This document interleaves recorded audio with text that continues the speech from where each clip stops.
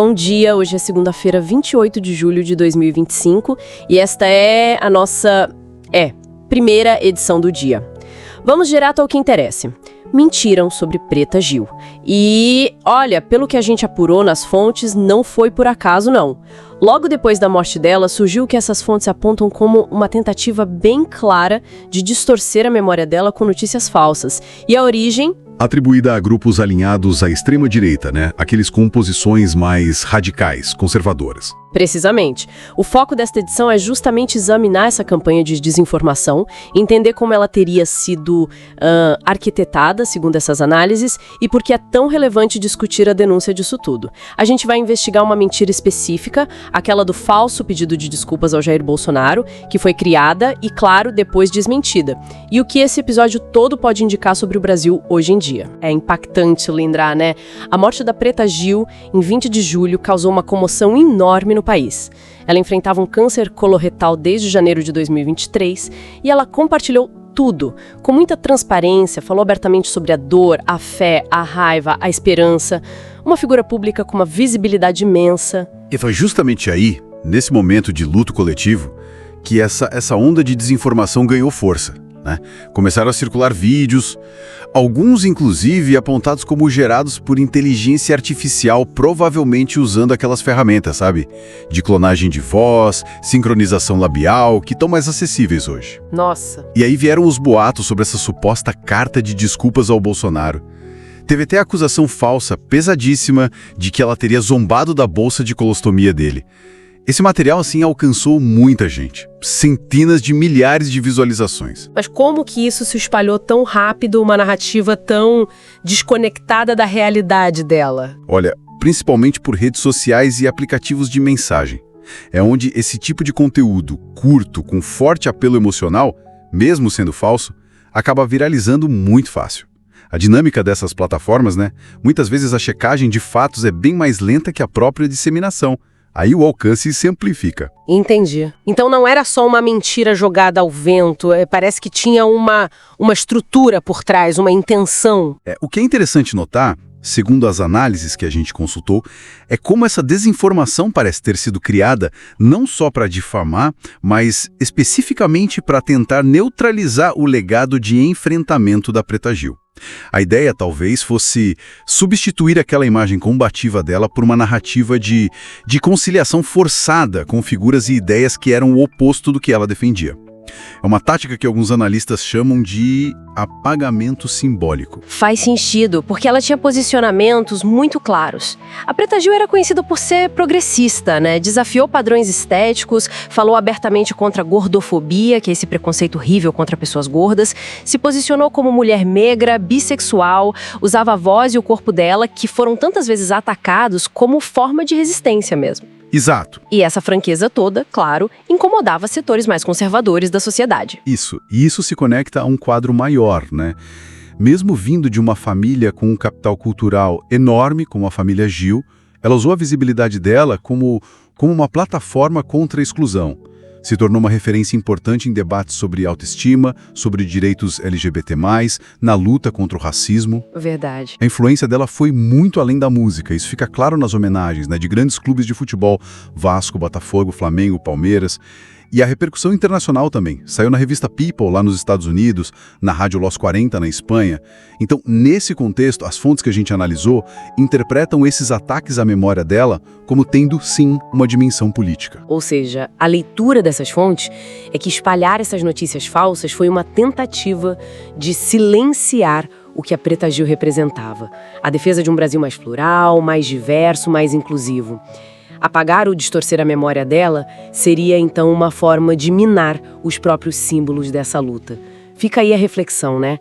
Sobre como a desinformação opera nesses momentos de vulnerabilidade coletiva e qual o impacto disso na nossa memória pública. Bom, a gente vai para um rápido intervalo e já volta. Bem, voltando aqui. Nessa parte da nossa edição, a gente vai aprofundar um pouco a dimensão política daquele embate, né? Entre a Preta Gil e o Jair Bolsonaro. O material que a gente levantou aqui sugere, assim, uma análise dessa ofensiva de alguns setores da direita na disputa pela memória dela, né? E como a desinformação funciona quase como uma arma numa guerra cultural. Exato. O que as fontes indicam é uma tentativa, sabe, de reconfigurar narrativas. Usam o caso dela como um ponto central para discutir táticas mais amplas, coordenadas. No fundo, é uma disputa sobre qual versão da história vai prevalecer, entende? Pra gente entender isso melhor, acho que vale a pena voltar lá no comecinho, né? O início público dessa tensão toda, que foi em 2011 no CQC. Teve aquela pergunta que a Prita fez sobre como o Bolsonaro, que era deputado na época, reagiria se um filho dele namorasse uma mulher negra. E a resposta dele, bom, gerou muita polêmica. Sim, sim. A resposta foi, deixa eu lembrar, Preta, não vou discutir promiscuidade com quem quer que seja. Eu não corro esse risco e meus filhos foram muito bem educados. Isso aí causou uma reação quase que imediata. Teve a OAB pedindo cassação do mandato, sabe? Figuras políticas como Jean Willis, a Maria do Rosário, todos se manifestaram. E a própria Preta Gil entrou com uma ação por danos morais. E essa ação, ela deu resultado anos depois, né? Como é que foi isso? Deu sim. Olha, em 2019, a Justiça condenou o Bolsonaro a pagar uma indenização, acho que 150 mil, se não me engano. Esse valor foi para um fundo de direitos difusos. Mas assim, o valor pode até ser visto como simbólico, né? Só que a postura da Preta Gil, pelo que consta, foi sempre de não recuar, de manter a posição dela contra o que ela via como racismo, como homofobia. E essa postura dela mais combativa, né, e a defesa que ela fazia das pautas LGBT+, da luta antirracista, a crítica à intolerância religiosa, isso parece que trouxe consequências para ela, não é? Ah, sem dúvida. Várias análises que a gente viu apontam isso. Que essa atuação dela a colocou como um alvo frequente, sabe? De críticas, de ataques, vindos de setores alinhados à direita. Inclusive o que algumas fontes descrevem como uma rede mesmo, de influenciadores, perfis automatizados, canais de desinformação. Tem até uma frase dela que mostra um pouco como ela lidava. O segredo é escutar quem a gente ama e não quem odeia a gente. Interessante isso. E essa dinâmica, pelo visto, se intensificou de um jeito muito pesado depois que ela faleceu. Um dos casos mais comentados foi aquele vídeo, né? Nossa, sim. Logo depois da morte dela, começou a rodar um vídeo feito com inteligência artificial. Aquela tecnologia que simula voz e imagem. E o vídeo dizia que a Preta Gil teria deixado uma carta pedindo desculpas pro Bolsonaro. Assim, uma coisa...